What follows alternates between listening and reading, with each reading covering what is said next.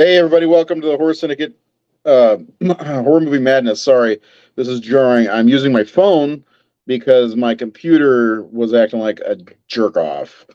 Welcome to the show. This is Texas Chainsaw Massacre Night 4 of, I think, 7 total we're doing. And tonight we're doing two movies instead of the usual one. We've got slash scores and everything for each of them. So we're going to be talking about the Texas Chainsaw Massacre, the Next Generation, and the 2022 film. And of course, we've got slash scores, we've got our opinions, we want your opinions. Of course, if you have comments, we will put the comments up on the board. And I'm going to use my phone until my computer is finished updating and restarting, because that's what it's got to do. But tonight is, as usual, on Wednesday nights. It's me and my good friend Seth, who is riding the storm out. Seth, how you doing? Doing pretty good. Sounds like you're riding the storm out the right way. That's right. Yeah. Got you a tall boy ready to go. Did you get a chance to watch either of these? I know you were without power a little bit last night. No, because I was watching good movies. Oh, shit. Still not happy with the 2022 movie, I see. I may have seen it a few times. I know it fairly well, so. I watched it a couple days ago, and I don't hate it, and I don't know how I feel about it. It's weird, you know? Yeah. I don't know how I feel about it. But I'm kind of excited, to be honest, to get past this episode and into the next episode, because I'm going to rewatch the remake and the beginning, which is the prequel to the remake, and we're doing that next week. But now we got to power through this one and then the 2022 movie. Don't forget, on Sunday, we're going to be back at you on the THS Discourse with the George Romero retrospective. We're going to go through his complete filmography and talk about everything that we've seen, what we think. It'll be a fun show. We did Wes Craven last year. I guess we're doing a director a year, because we did Stuart Gordon the first year, right? Yep. Yeah, I can't. I know we've done a few. Did we ever do Carpenter? Yeah, I think we did do it. Yeah, we did an episode on Carpenter. Okay, I couldn't remember if we did or not. We talk a lot of Carpenter as it is, because I mean, he is one of the greats, if not the greatest. But of course, let us know. Comments, we'll put them up on the screen.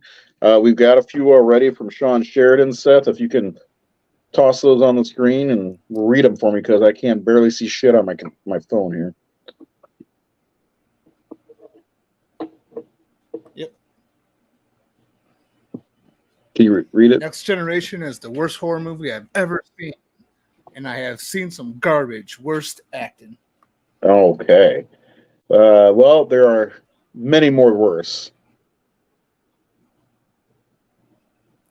Count Renee Zellweger, this is the worst Leatherface by a mile, turning a horror icon.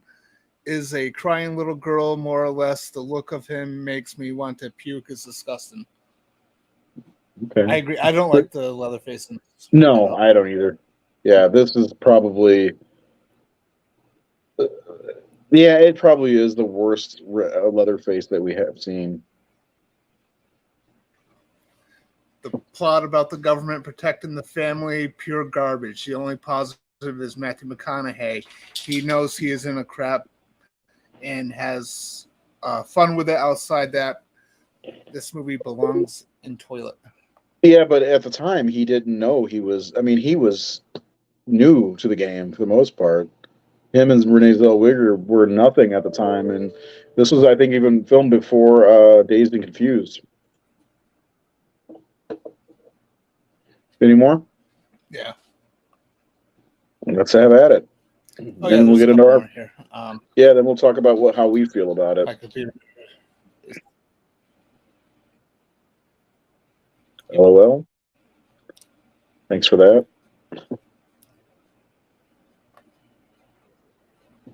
The original DVD. I have the original DVD movie, Texas Chainsaw Massacre. Upgrade. Yeah, right? Yeah. I can see that one. I like that. Next Generation is what the French call Les I Incompetents. like Yeah, it's a little Home Alone deep cut. I like it. I can read some of these that aren't very long. it.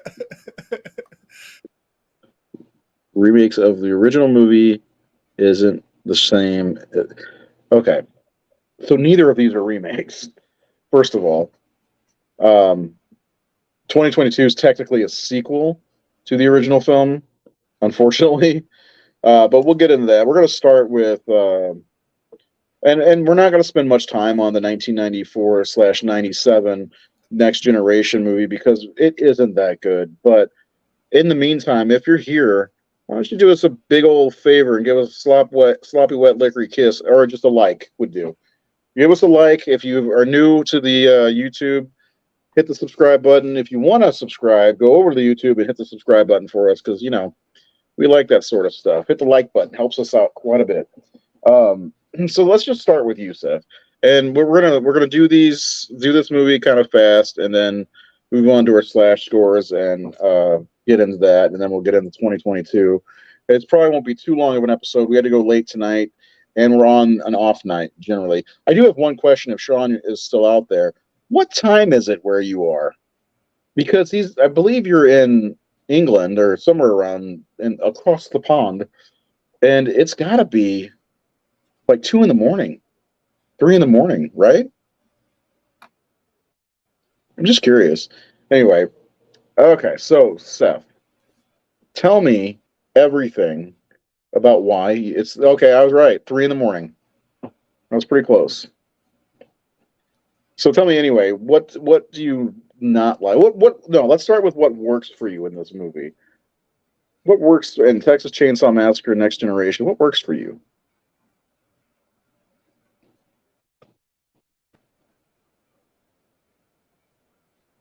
um, his performance is a lot of fun. Uh, I think that's about it. This movie is hard. Like tried watching it many, many years ago, and I just couldn't. I just couldn't get very far into it. We did a discourse on the series, and you guys mentioned I should watch the whole thing, and then I got the Scream Factory Blu-ray, and I was finally able to watch it, and it's it's a crazy movie. Like I don't know, I kind of appreciate it a little bit more than I did before, but it's not one I'm going to throw in often. Yeah, there's not much good to this movie. Matthew McConaughey's performance as Vilmer, I guess, is amazing. He's out of control and he's just like crazier than I've ever seen McConaughey. But yeah, Leatherface pretty much sucks in this movie. Yeah. Yeah, and then Renee Zellweger and the other girl. Who cares? The only thing that really sets this one apart from any of the other movies is there are bare breasts. Thank God we finally got some bare breasts. And I think they're the only bare breasts in the entire series, right? Somebody corrected me and said Leatherface has some, the 2017 movie that I'm dreading watching. Yeah. Well, there's another positive with this one is I liked that one chick that was, what was she like, the real estate agent or something like that? Yeah. Mm-hmm. Like she was a fun character. I liked the whole thing with like Brought home the pizza. Her going through like drive through with with her in the trunk and oh yeah, like that's that. right. Yeah. Yeah, like there are things I like about this one. Because I for the most part agree with you almost wholeheartedly about this one. But yeah, I do like some of the weird scenes like that, and of course the relationship between her and Vilmer's character is a lot of fun. And but like, yeah, especially when you get towards the end and the government or Illuminati, whatever the hell it is, they come. The guy's got like piercings through his skin and shit. It's like, so is this supposed to be Texas Chainsaw Massacre meets Hellraiser? Is that what we're going for here? Not quite sure. So yeah. Anyway, uh, I'm such a man. Yeah, I can't help it. I like boobs. I'm not ashamed of that. Why should I be? That's the one thing I don't have. And a vagina. I don't have that either. But anyway, is there anything else you really want to talk about with this one? Because there's really not much I want to talk about with this one at all. It's just we have to do it because we're gonna do a ranking show. Um, there's almost nothing. I mean, we did a whole episode on this back in I think it was 2000 or 2020 when we did it. Yeah, we covered all of them. So not a full episode, I mean, but I think go ahead. I think this is a movie like yeah, I could put it from time to time, and as long as I have plenty of beer at my disposal and kind of Maybe a little have puff fun with puff it, too. but like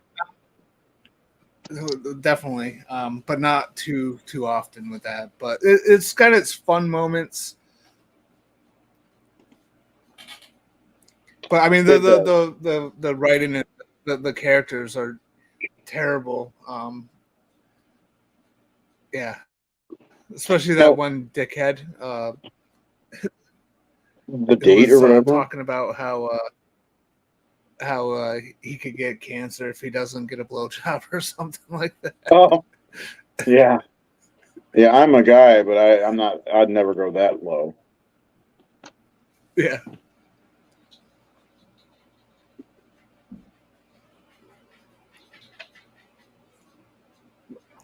He must be connecting his computer.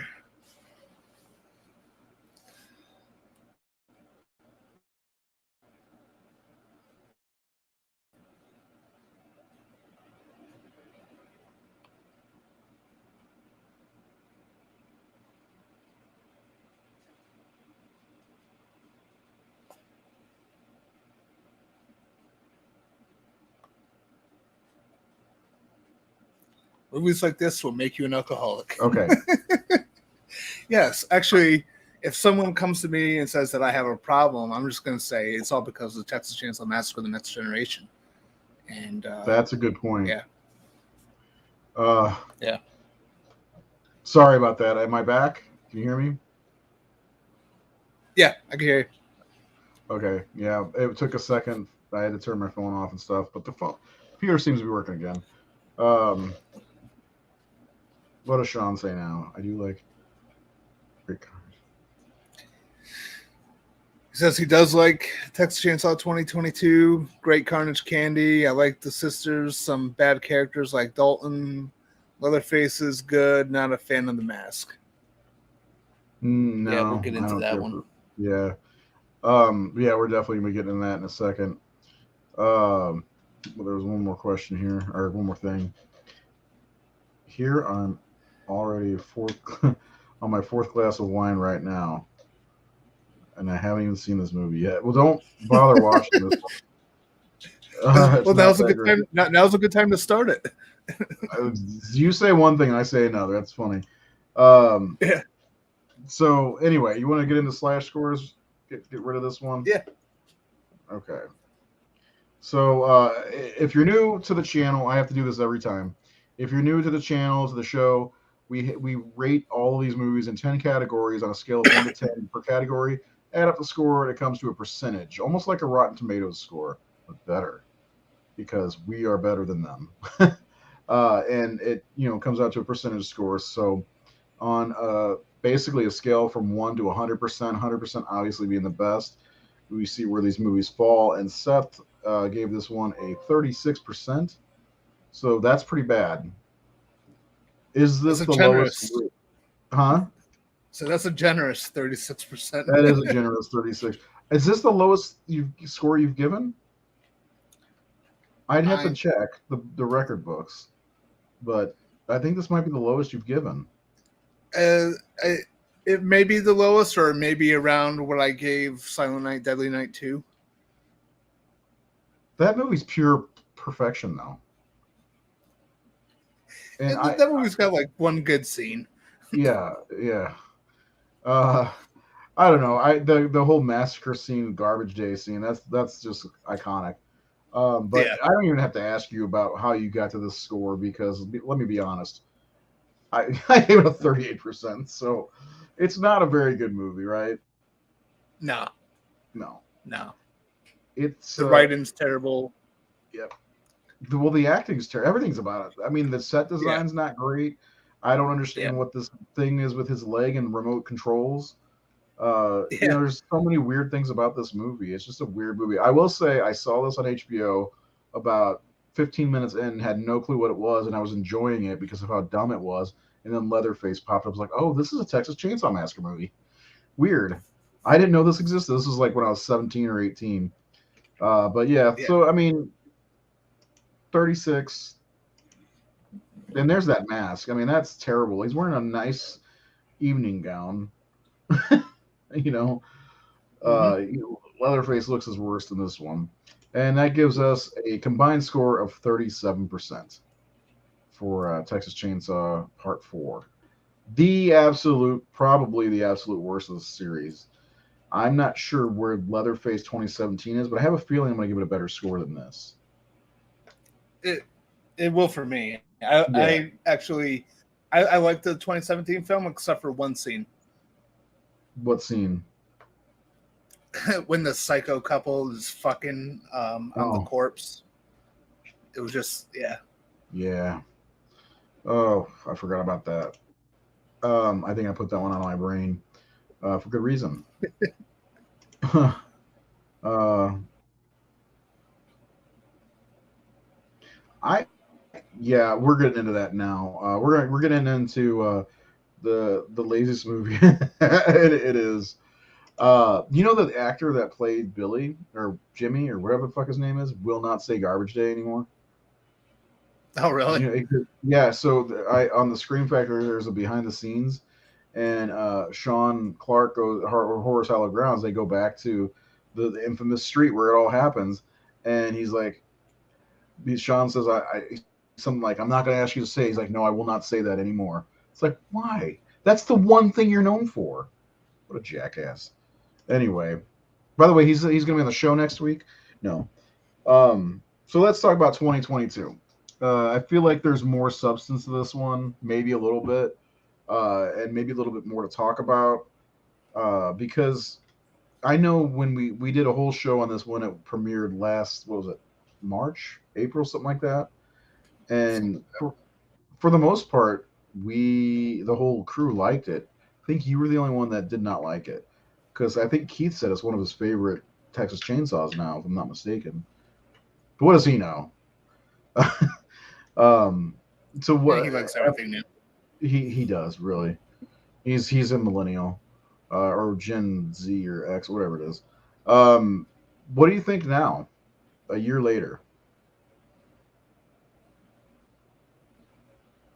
So I've seen it a couple times since we did that episode around the time that it first premiered. Mhm. And I've kind of warmed up to it a little bit more. Mhm. I think the big thing for me is just I'm going to repeat this fact, but for me the appeal for Texas Chainsaw Massacre is the family element, Yes. and when they sort of like a generic slasher, I didn't really appreciate that. Like, so that's where I get hung up on it because I mean, I love the first three in this series, and I also like the remake and the prequel. And I kind of like 3D and Leatherface, but like it just got to a point where they stopped focus. Like after the remake era, they started kind of slowly just focused on Leatherface primarily, and they've kind of ditched the whole family thing, and it kind of loses the identity of the series by doing that. Um, but I think the 2022 film is enjoyable enough. It's a fast-paced movie. Um, Very it's got fast some paced, good yeah. things in there, and it's got some terrible things in there as well. Yeah, But I like it I better there's now. a lot. Well, good, that's good, but there's a lot I agree with that. The family aspect is obviously the best part of the first two movies, especially, and even into the third movie. It was a little bit different, Yeah. but I really like. I liked almost exactly what Sean said. The old town, kind of like an old western in a way. The town that's completely empty. I like the idea of the millennials or whatever they are coming up and buying the influencers. I guess is what they are coming up and buying all the land to rebuild the town. I like the idea of that because all it does is set up cannon I fodder for Leatherface. yeah, I just can't buy into that whole thing where they bought this town. Yeah. I just can't do that. I No, want to know what apparently they they're. didn't buy the whole town. I want to see a prequel that's all about their credit scores. Yeah, they had to be independently wealthy. Well, think about it. If they're all influencers, they probably are millionaires. Like, think about some of these YouTubers these days, or even people on TikTok or even Instagram. They make tons of money just by being pretty, essentially. And that's what these people kind of are. I mean, the sisters, not really. But I did. This movie is Friday the 13th meets the Texas Chainsaw Massacre. And I feel like it's more Friday the 13th that in a way because there are things that Leatherface does that's straight up Jason Voorhees.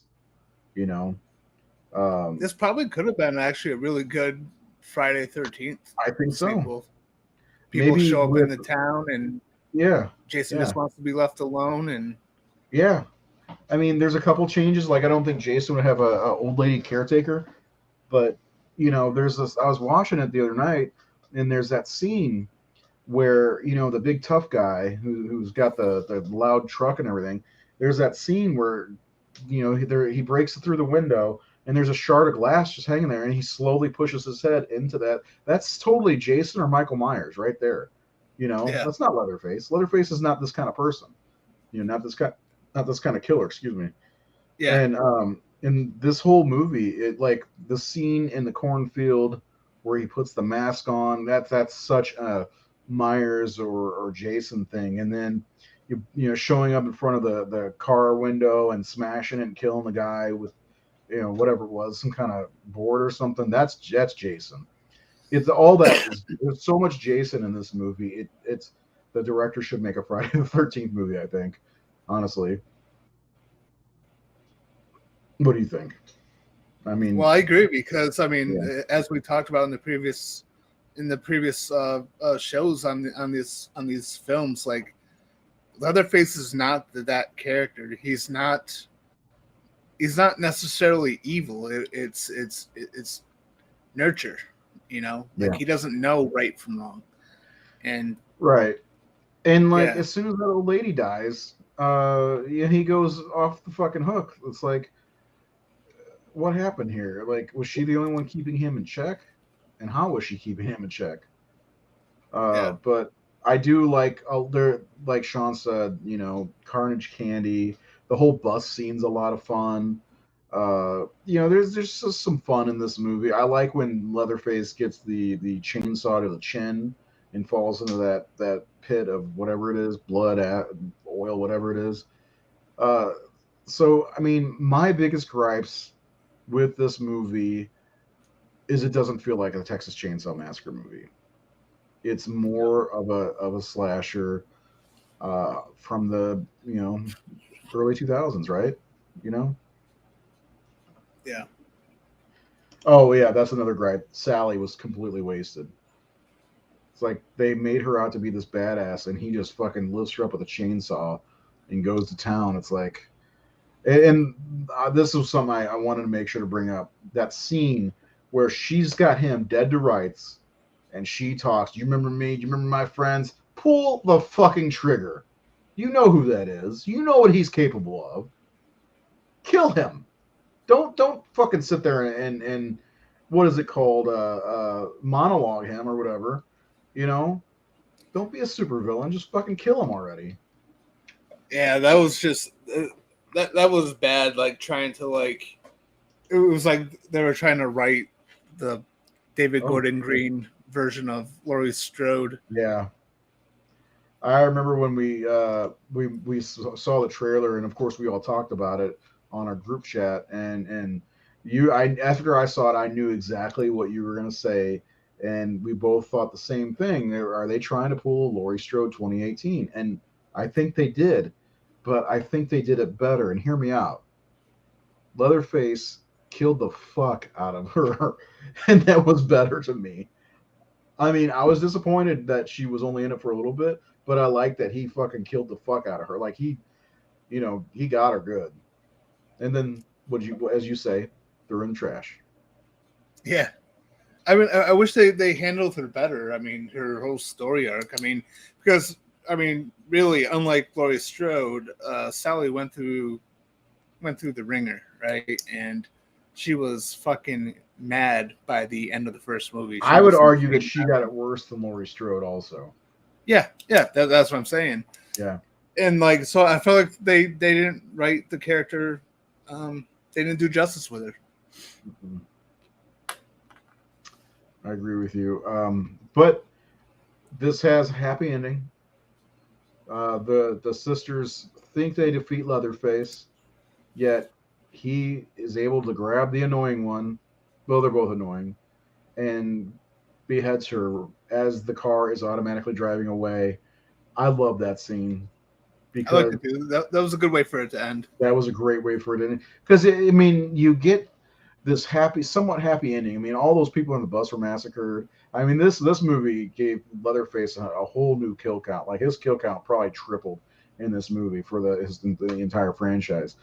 But like, you think they're gonna get away and everything. You're like, oh, okay, a happy ending. Is this gonna set up the sequel? And then, bam, he grabs her, and you're like, oh shit, nope. that's the end of her. And a girl can't really stop. She could have stopped. What was she gonna do? I mean, at this point now, Leatherface is Jason Voorhees, so and I think that's pretty much what this is a Friday the 13th movie disguised as a Texas Chainsaw Massacre movie. So that's my opinion on this one. After watching it again the other night, which I had fun with it overall, to be honest. I don't hate this movie. What's your biggest gripe though about this movie? And I want to ask you what your favorite, if you got a favorite kill, that's not the massacre on the bus.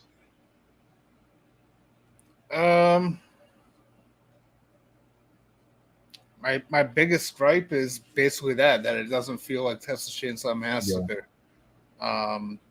I don't think some of the writing is great either, but I also think that it doesn't really get enough credit for, because I see it quite a bit, especially when it first came out. Like a lot of people thought it was woke because there was like those type of annoying people in it. Yeah, well, in the trailer, it's like that guy saying, "You do anything, you're canceled."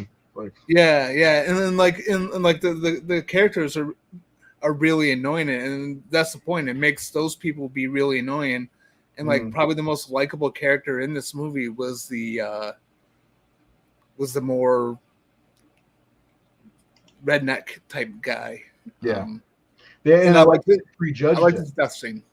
Yeah, his death scene was great, but I like that they kind of judged him wrongly based on his appearance. And this is exactly what those type of young people do, because I see it where I work, because there's people that are 20 years younger than me that are the same fucking way, and it's kind of disgusting. But he turned out to be a good guy. He tried to give the girl the keys as he's dying under the bed. You know, he was not a bad character. He might have been an asshole, but I mean, aren't we all? You know? Yeah. I mean, I wish I need to get these all like ready to go, because aren't we all an asshole? An asshole. An asshole. No? Did it play? Yeah, I heard it this time. Okay. An asshole. Let's do it again. There we go. Anyway. Yeah, I mean, I think overall, like, I can't wait to see my rankings versus my personal rankings with our scores, because looking back, I like this movie better than, this is before rewatching 2013, because I'm going to rewatch that in Leatherface, but I definitely think I like it more than those two, and I definitely like it more than 4. So there's that. So it's going to fall right in the middle, I think, of my rankings overall. What do you think about yours? Well, yeah, I think 4 and 3D are my least favorites. Period. Okay. Oh, really? Um, Texas Chainsaw 3D? I didn't like it. Do your thing, cuz. Do your thing, cuz. I mean, I'm 40 years old and I don't look like I'm 20. What the fuck? Untrue. You look fantastic.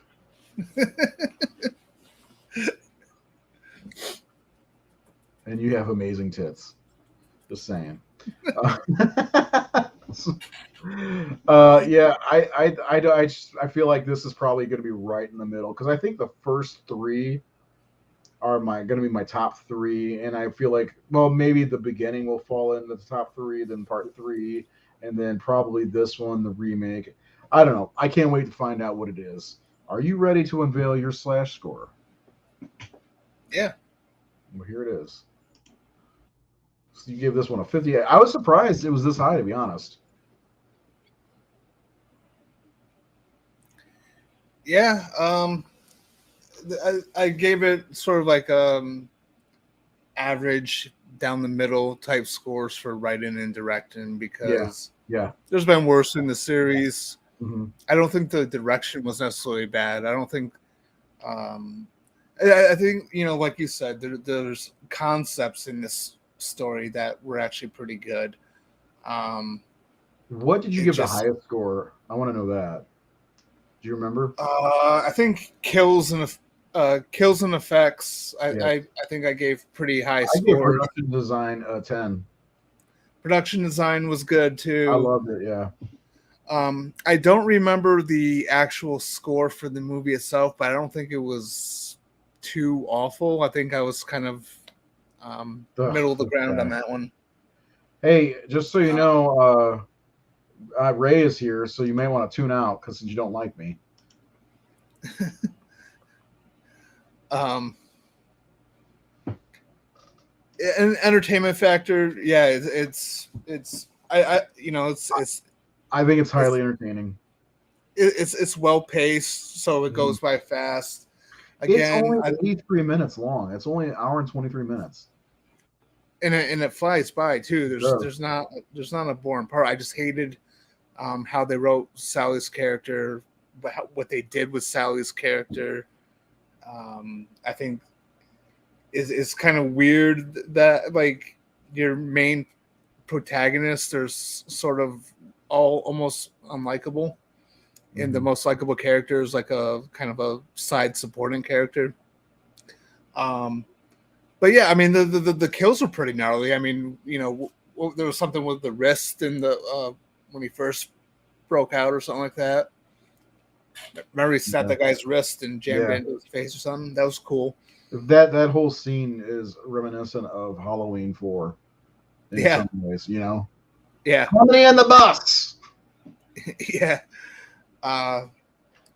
So again, to repeat myself, the big thing I didn't care for about this one is that it was focused on Leatherface as a slasher, and I would have preferred a more traditional family aspect to it, but Well, I guess in a way we got something different, Well, yeah, exactly. There is that. So maybe it's just the fanboy in me that rejects change.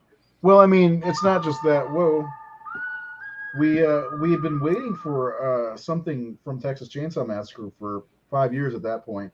Not to mention the last two before this one weren't that great because we did get the family element in the 2003 remake and the beginning. That was kind of like the last time it was focused on family. Yeah, and then I mean, this was just different. It was made for a younger audience, and I think maybe it was to get Leatherface back, kind of like into the horror zeitgeist in a way, with Michael Myers back, with Ghostface back. It's like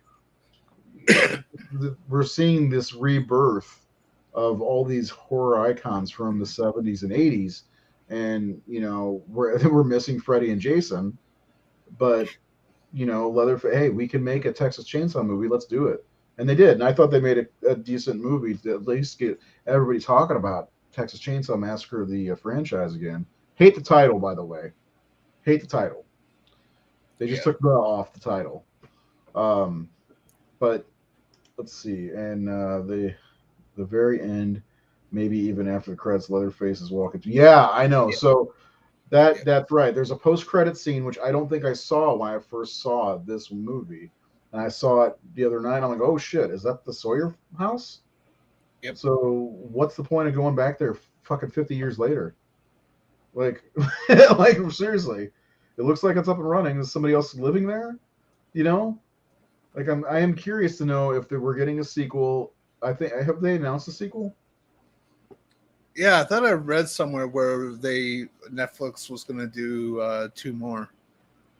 That'd be kind of cool to see, though. Is like a sort of like a home invasion thing. Someone else lives in that house. It'd be the reverse of the original movie. Yeah. Because that's a reverse home invasion. Yep. And yeah, that'd be kind of cool. It's not my favorite, yeah. But my score before I forget, because we got Seth's at a 58%, and I gave this one a little bit higher, 63%. I dig it, man. I don't hate it. I'm glad that I own a copy of it, and I'm not going to tell you how. I don't know. Did you get that, by the way? I didn't, but I should. Yeah, so I need to. I think you should. It actually looks good. That's what I watched the other night. I didn't watch it on Netflix, but it's belongs in the collection. Like I've got all the other ones. Yeah. Multiple versions of the original movie, like way too many. This was February when this was released, last February. But yeah, 63%. I like the production value. I really like the scenes that take place in this field of whatever flowers they are, and he gets the new face. I don't like the mask at all, but I like this scene and even the way it's shot. I like the small town element, and it's almost like Leatherface is loose on a small town, even though there's only like 30 people there. But he gets them all. Almost, he only one he didn't get.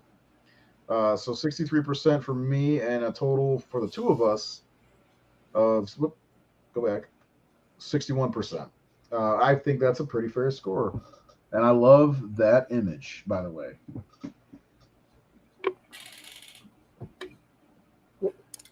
Just throw it in the trash. Yeah, I just like that he lifted her up, and he's huge in this movie too. Leatherface is a big motherfucker, which I liked. But I just like, that's something I don't remember if I've seen in any of the other movies where he just lifts somebody up with a chainsaw. And that seems just like something that he would do. But again, that's also very Jason Voorhees. So my question for any of you watching, do you think that this is more like a Friday the 13th film or more like a Texas Chainsaw Massacre movie, which I already think I know the answer? Because I think we talked about it off the air a couple times about what we would do with Friday the 13th, and I think I told you one of my ideas was to have them, like, it takes place after Jason takes Manhattan, and it's been a few years, and Jason hasn't been seen, and they're like, oh, everything's safe, so they're making Crystal Lake a resort town, and Jason comes back and just massacres all the people that at the resort, and so it's similar to this idea. And so I really think this is more like Friday the 13th. And I feel like this is one I will go back to more so than some of the other ones also, because it's kind of fun. Yeah. I do like the intro too, by the way. I don't know how you feel about the way they did the introduction to everything, how it's like a top story with Sally Hardesty and Leatherface, and I thought that was I liked it. There's too many questions though with this, like who's this lady Leatherface is with? Why is he there?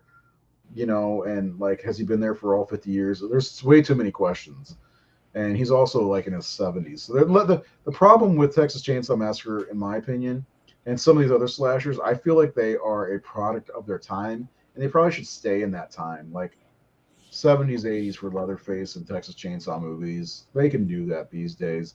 And then, same thing with Elm Street and Jason. Just keep them, and even for Halloween, I think they just should stay in one decade and not venture into the new age with cell phones and shit. Yeah, What do you think? I agree. Cell phones have ruined horror movies. Except for Scream. Yeah, That's okay with Scream. well, I mean, but it's I suppose you could do it just like the way, how in most horror movies everybody has a bad starter in their car, Yeah. I don't got a signal. Nowadays, it's hard to not have a signal, Like there are Well, I mean, times at where- my house, Yeah, well, I mean, you live in like an alternate dimension where you get bad lag and delays, like you're on an old news report, but that's okay. I think you get good enough reception. So let's recap everything. Texas Chainsaw Massacre 4. And sorry we're doing these out of order, but we needed to double up 6 of the movies because there's 9 of these, and we didn't want to do this in 9 weeks because after we're done with this, it's all Michael Myers until the end of October. But Seth gave the part 4 a 36%. I gave it a 38. Obviously, it's a 37 between the two of us. And then I gave the 2022 movie a 63. These are the 2 lowest scores for each of us for the series so far, by the way. Seth gives it a 58 and 61 overall. So yeah, that's good. And next week we will be going over the remake and the remake's prequel, which I prefer the prequel, and I think, do you prefer the remake then between the two? no, between the two, I prefer the prequel. Okay. But I don't hate the remake like you do. I just felt like the prequel. Let's not be so negative about hate here, because I do hate it. Never mind. Go ahead. Yeah, you've been pretty open about it. Yeah, But I think I give it the old college try every year, at least once a year. So yeah, I think the prequel does a better job of really feeling like a Texas Chainsaw Massacre movie. it does. You even have a dinner scene. Yeah. Well, I mean that's they actually had Hooper involved as a producer.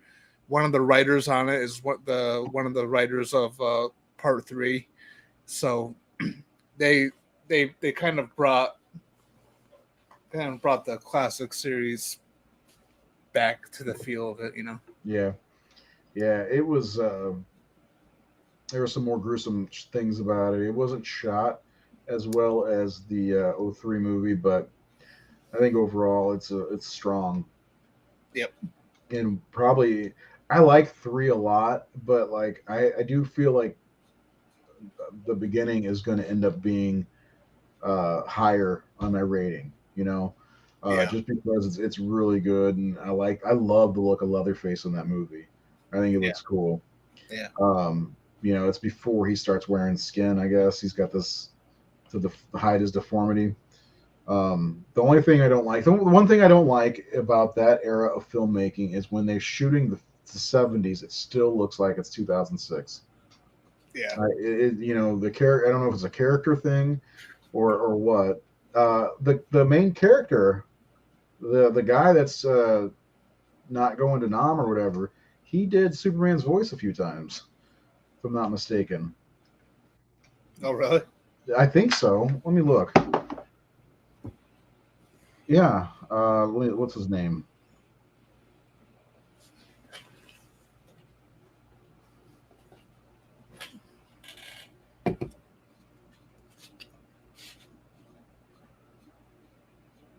So maybe not. Oh, Yeah, Matt Baumer. Matt Bomer. Yeah. He did Superman a few times, didn't he? He was in your favorite movie, Magic Mike. For the record, I have never seen that. Neither have I. Elizabeth wanted me to watch it with her. I was like, I'll pass. Bullshit. You probably have the Blu-ray. No, not anymore. No, I've never seen it. I have no intention of ever seeing any of them. I know there are 3 of them now, but I could be mistaken. But he did Superman a couple times, didn't he? I feel like he did.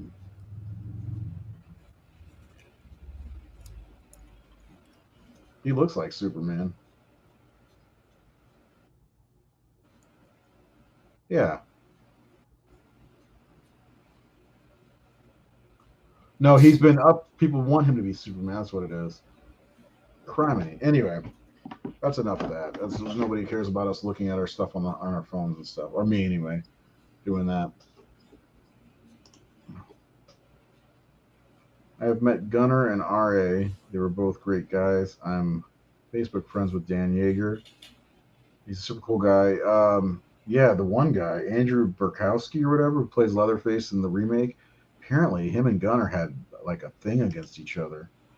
How weird is that? The remake, let the debate begin. For the record, I think the prequel is the best in the franchise. Bold words coming from a very bold man. You're a fan of the remake, I think, right, Sean? Um, I'm gonna give it a fair shot. I will say that I do think the remake. I think I said this last week or 2 weeks, whenever it was, we were talking about liking the part 4 better than the remake. Um, but I think because of like being objective, the remake's going to get a higher score than part 4 because it's objectively better. It's better made Oh, film, yeah. better acted film. Yeah. Yeah. So, but it doesn't mean I like it better. My least favorite is part 8, I guess, Leatherface 2017. So I don't know. I got to be honest with you. I'm really looking forward to the next 2 episodes because especially the next one because I don't know that we spent that much time on the beginning when we did it in 2020. So it's gonna be a good time. So that's next week. Don't forget, join us next week for that, and don't forget discourse, of course. Discourse, of course. I should make a song. We're talking about George Romero. By the way, I saw Martin for the first time the other day. Never had seen it. It's available on Tubi along with Season of the Witch, which actually started playing immediately after. Have you seen Season of the Witch? No, I haven't actually, and I own the Blu-ray. I just It starts out bizarre. It's filmed very much like, I know it's weird saying that because it's Romero, but there's that and Amusement Park. They all are very much filmed very similarly. Like I don't feel like Dawn of the Dead or Night of the Living Dead are filmed like those movies. But yeah, so we'll be doing our Romero retrospective on Wednesday.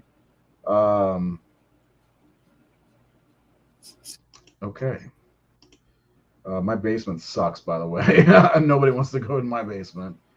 I love the remake, but the prequel is a better made movie. Okay. I agree that the story's better because they kind of did some copying and stuff and then made it their own with the beginning of the remake. But yeah, anyway, I hope people join us for the Romero retrospective because there's a lot to go over. What a great career this guy had. Starts with Night of the Living Dead. Essentially, he made some commercials before that. It ends with kind of ends on a whimper because the Survival of the Dead was his last movie, wasn't it? Yeah, I believe so. That's just not a good movie. I gotta finish it, but I got about 20 minutes in, and it doesn't first of all feel like a horror movie. So I'm not sure if it's a horror, but it's very odd because apparently it has an original title. Season of the Witch was not the original, it was like Woman's Day or something like that was the original title. But yeah, and and everybody knows Romero for the zombie movies, but he has made other movies like The Crazies, like Martin, Knight Rider, which I don't think I've ever seen. Is that what it's called? Night Riders? Yeah. Yeah, Knight Riders, yeah. There's a bunch of other movies, and of course he's known for these great zombie movies like Day of the Dead, Dawn of the Dead, Night of the Living Dead. Have you seen Bruiser? No, I'm going to try to get that in before the show. But I want to finish Season of the Witch first for sure. Yep. And then I'm seeing Insidious on Tuesday, so that'll be fun. So let me ask you ahead of the show, Martin, did you like it? No, No, I you did not didn't. like it at all. No. I did not like it. Yeah, I guess I meant to tell you guys that on the chat, but I don't think I wanted to deal with Nate telling me how brilliant of a movie it is. I It was weird. I didn't like the way it was shot because it reminded me of the amusement park, the way that was shot, and it's very jarring. Like there's a part which he zooms in on a doll's face like 3 times. Well, why? Why did you do that? Like, and then the one thing I liked the Martin character actually because he's very kind of a complex guy, and the whole idea is complex. That there's this, I don't know if it's a myth or I don't know what to think about it. Was he really 84 years old or whatever he said? And I like that he's having these dreams in black and white, and his uncle kept calling him Nosferatu, and I mean, there's some things I liked about it, but overall, I didn't like it. And it may be just one of those things where I need to watch it again. Well, what did you think about the ending? Did you like the ending? I did not like how it ended, if that makes sense, but I liked it the way it ended, if that makes sense. Does that make any sense? Like, Not at all. I feel like the ending just kind of bam, it happened. So I didn't like that, but I Yeah. liked the outcome, I guess, Yeah. because he fucking warned him throughout the whole movie. Don't do this in my city, and he does, and he finds out like, oh, she would commit suicide. Why would she do that? Nosferatu. I like that. I just didn't like how abrupt it was. Very abrupt. You know. Yeah. I don't know. It's one of those that I'm watching it. I'm like, God, I don't know how I feel about this, and it just felt there's a lot of it felt unnecessary, and it's like this should be about 45 minutes. Um, I like the train scene at the beginning. I thought that was interesting. Uh, and by the way, the actor who played Martin, I didn't realize it until he made a face at one point in the movie, and I'm like, he's in Day of the Dead. I was like, that's the fucking guy. That's the other scientist from Day of the Dead. Yeah. Yeah, and then of course the amusement park guy is his uncle, Yep. Kuda or whatever, or Coda, Yep. something like that. Yeah. So I don't know. It's not. I don't hate it, but like it's one of those I feel like I got to watch more than once, if that makes any sense. I do think with multiple viewings, I think I'll like it better because there are a lot of movies like that I'm like The Witch, for instance. That was one I didn't care for, and I saw it again. I was like, okay, I think I get this, and that might be part of it. One of the things I did like, I will say, is him like his confessions on the radio. I like that. I thought that was cool. Yeah. The Count or whatever he called himself. Yeah. People want to hear from you, man. Come on, Count. Yeah. Yeah, there was some good stuff about it. I think I will like it over time. It just first viewing, not for me. So I know you love. It's your second favorite Romero, right? No, it's not my second favorite. It's like my third or fourth favorite from Romero. But I love it because I wrote an article on it. Go to thehorsenaked.com. I actually didn't read that because I hadn't seen the movie. Just so you know. Yeah. I figured it'd be spoilery, so I'm like, I can't read this. Yeah. I trust Seth. I'm just gonna put it up. Yeah. So, matter of fact, I'll post that. Because I was thinking about over the weekend posting all over Romero articles, and you should do a ranking of all the Romeros you've seen for the website if you can. If you don't lose power tomorrow, another storm coming through. As far as Insidious goes, I like the first two. The second two were kind of weak, but my kids love those movies, and I'm going to take them to see it. So, fuck the Witch, Eyes of Fire Forever. Yeah. Anyway, but yeah, I will tell you one thing about like watching movies I don't like. If I don't like something, generally I'll say I'm never watching that again. I did not think that about Martin. I just thought it's one I'm going to have to watch again. So just because I didn't like it doesn't mean I'm just dismissing it. And Yeah. to be honest, I probably will buy the Blu-ray or whatever because it's Romero, you know. Yeah. Well, there's a lot to it too. I mean, it's a very kind of thought-provoking movie with Mhm. the way it deals with mental illness Yeah. and Oh, and that's like this is a textbook Keith movie. You know, it's one of those ones you have to see multiple times to kind of get everything because some of the things he was doing in the movie, uh, like I really liked how he performed his little rituals. They put him to sleep or whatever, and I like the one time he gets into that woman's house and she's getting down with a guy. He's like, "Oh, it's not what you think," and she goes, "I don't even know him." And then the chase begins, and I really like that. That was one of my favorite parts of the whole movie, actually. Yeah. I don't even know him, and they're trying to figure out who to call. Call the Yeah. ambulance or call the hospital or call the I can't call the police. That was probably my favorite part of the whole movie. And then Chris Romero's wife was in it also. She plays a prominent part in the movie. Yep. So it's definitely I like I like how they show like sort of like the fantasy like in his mind yeah, of the black and white how he stuff, right? thinks of Yeah. how he thinks these situations are Yeah. happening versus how they're actually happening. I really liked how Romero went back and forth with that. The thing, my biggest question is, was he actually an 84, 87-year-old vampire? No. No, he was like 20 or something like that, right? Yeah, he was literally conditioned by the mental illness in his family Yeah. to believe that he was something that he's not. And it like, his Kuda wasn't his uncle, but it's his cousin, I believe. Hmm. But Kuda's daughter, played by Chris. Chris Forrest Romero, Yeah.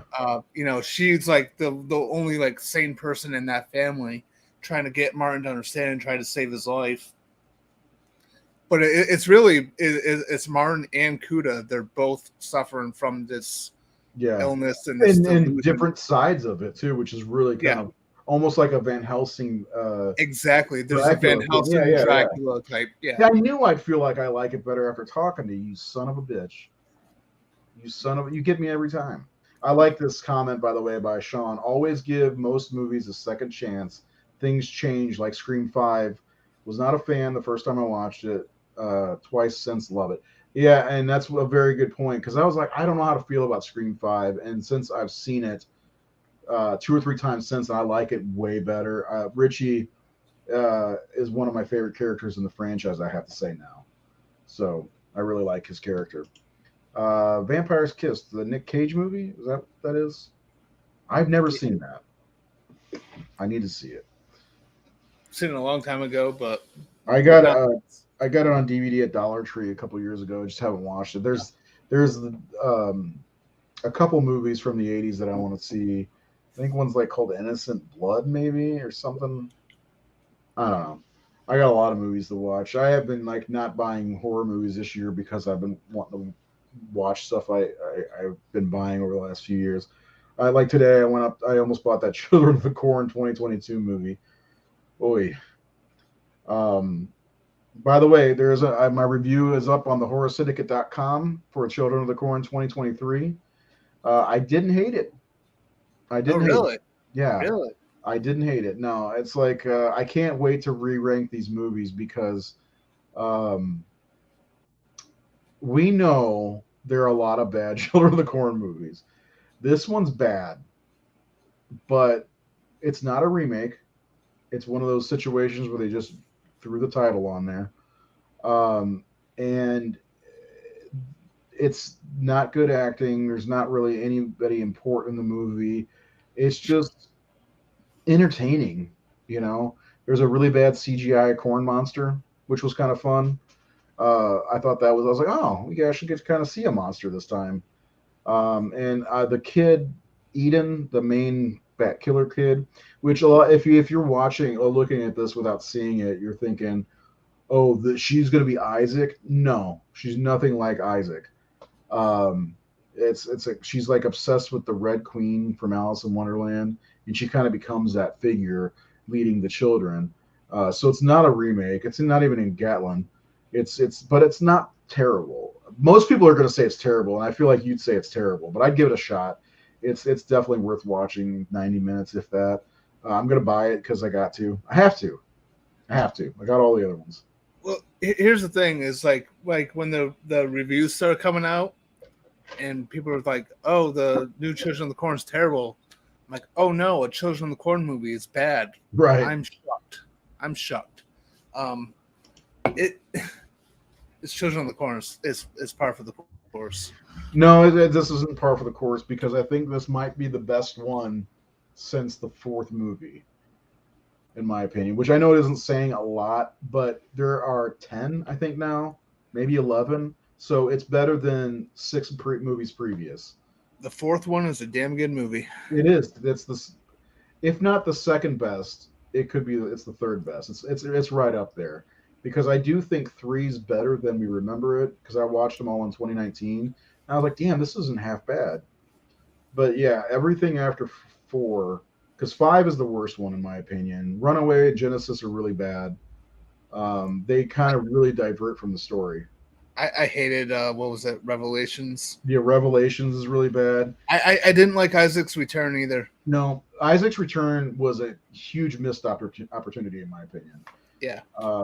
Yeah, so I think the best 3 are 1, 3, and 4. 2 isn't bad. Like it's bad, but it's not bad if that makes sense, you know. But they like after 4, like The Gathering, that's the 4th one. Yep. The 5th one, I can't remember the subtitles of them all. Fields of Terror. Fields of Terror. That one's fucking so boring. Like nothing happens in that one. And of course, the 2009 remake, that's a piece of shit. Yeah, I it's been a while since I've watched them. Like literally, like. Well, next year we're doing a show on all of them. We're gonna do like 20 years. I have them all except for the new one.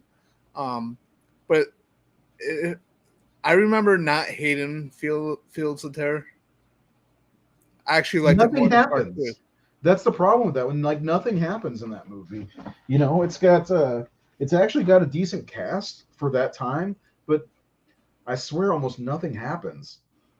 And so I remember watching it in 2019, and I'd seen it because Children of the Corn was one of those direct-to-video in the 90s, movie franchises that every time one came out, I had to watch it. Just like Amityville. The Amityville movies of the early 1990s, like Amityville 1999 and 92, It's About Time, or Dollhouse, or Next Generation, or whatever. Like I would always watch those no matter what. And Children of the Corn was the same way. Not a good franchise, but they were entertaining. That one was never good to me. It was boring. It may not be the worst. It's just nothing seems to happen in that movie. I'm not going to watch it again. I'm going to let you watch it again.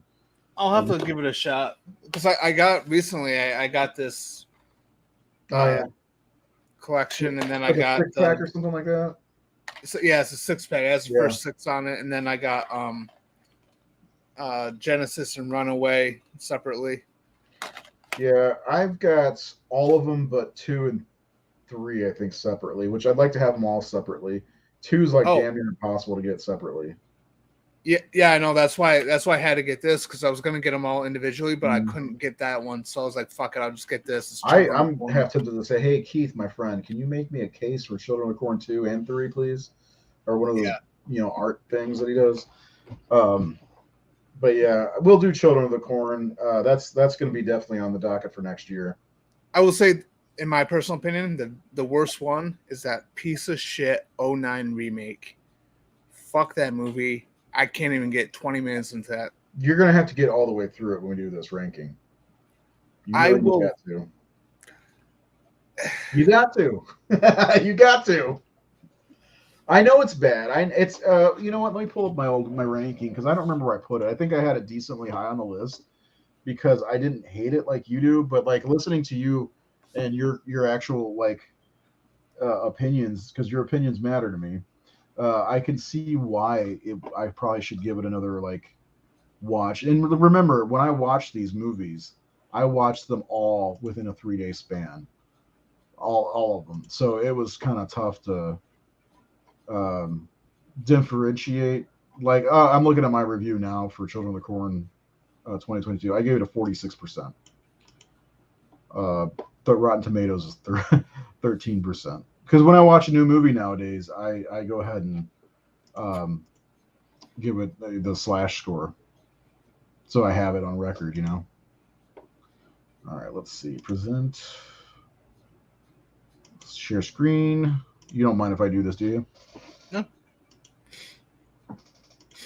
So I will be redoing this list for anybody who's still with us, because this was when I did it in 2019. Geez, I guess I watched them all in February. But yeah, there you go. There's 11 now. Holy shit, man. There's nothing to see. We're taking our Twitter stuff down because Twitter's stupid. But yeah, I had this as the worst. I gave my little review. Revelation. You're right. That one's awful. It's just plain old awful. Genesis, and see now when I do rewatch these, I'll be able to do my slash score, so the rating might be different, ranking might be different. Yeah, Runaway was really bad. Isaac's Return. Wow, I have the remake way too high on the list. You're right. Look at that. How mad are you at me right now? Well, I'm not mad. I'm just disappointed. Yeah. So I'm probably gonna quit THS. Okay. Yeah, that's what did I say? Acting and casting are the issue in the remake. Sticks closer to the source material, which gives you a better ending. The young actor playing Isaac is hard to take seriously. Overall, it isn't bad. I enjoy most of the remake. Oh man, Seth is turning his 2 weeks. Yeah, see, 2. I like 2. I saw 2 in the theater actually. Oh, really? I think it was the last theatrical. Yeah, my mom. So when I was growing up, Children of the Corn was one of my first 5 horror movies I ever saw. And so I watched it a lot. And so when they announced that 2 was coming out, I was like, I have to see that. My mom took me to see it. So I liked it. It's not as good now. Urban Harvest isn't bad. And Mike Lombardo of THS Lives used to tell me how this was the best of all of them, even better than the original movie. He's wrong. And then yeah, see the guy. I tell you, other than the original, that's the best one. And then of course, Children of the Corn. But yeah, almost 5,000 views. So I'll post. I'll have a brand new ranking, updated. More than likely, the remake will probably fall about 5 spots, just to appease Seth. But check out the horrorsyndicate.com for more stuff like that. We got rankings like out the wazoo. I just posted my top 10 from 1986, and when I was looking at it, I was like, boy, 1986 is an underrated year in horror. And if you check out the article, I put it on our Horror Syndicate Facebook page. The movies, there's some strong ones in there. I mean, The Fly, From Beyond, Jason Lives. Right there's 3 strong movies from 1986. So check that out on the horrorsyndicate.com. Just type in 1986 in the search bar and you'll find it. Children of the Corn is a garbage franchise, and you are not wrong. I will not say it's good. 11 movies for me to binge. Good luck. I can't believe there are 11 of these. Although there are like 47 Amityville movies. Anyway, so yeah, we got that to look forward to at some point next year, maybe next year, because we've got a whole list of movies from Hellraiser. We've got Halloween coming up after we're done with the Texas Chainsaw Massacre. If you fancy Friday the 13th, we did every single movie starting last year. We did all the Elm Street movies. We did all the Scream movies. We did a whole episode on Silent Night, Deadly Night. We've got some fun movies for December this year with Lords of Illusion. Come on, help me out. Vampire aliens with big boobs. Life Force. That's one of them. American Werewolf in London, American Werewolf in Paris. That's all of December. So we got a lot of cool stuff we're going to talk about. And of course, there's Discourse, where we're eventually going to start talking about the show The Walking Dead. We're going to do season reviews for an episode like every month, maybe every 6 weeks, because we don't talk about shows very often. Who's Danny Knight? I have no idea. I think I'm missing a joke here. I don't know. Anyway, Seth, anything else before we get off the airwaves for this evening, so you can sleep in a comfortable bed tonight without worrying about your house being flooded? Yeah. No, not really. TCM 4, not very good unless you drink beer. Lots of it. Lots of it. And then the 2022 film is one that I'm coming around on. There's things I don't like about it, especially with it being just more of a straight up slasher than what the series really is. Mm-hmm. But it's entertaining. I agree, and I do think that the best part about this, it brings Leatherface back to the forefront. Not forefront, but with all these horror series from the past, even Child's Play has come back, from the dead essentially. This has been a weird last 2 decades for the Texas Chainsaw franchise. You got 4 movies, and it just like you got a remake, a prequel, and then you get a sequel to the original movie, and then a prequel to the original movie to make some weird trilogy, and then this, which is a sequel to the original movie. So, um, I mean, I'm with you. This one's growing on me more and more. My kid likes it. Reynolds, he likes it quite a bit. This other one is just stupid, and stupid fun sometimes. I have 3 copies of it. Danny Carnage. I don't know what that means. But anyway, that's our show for the night. We are going to leave you with a begging of subscribing. Boop.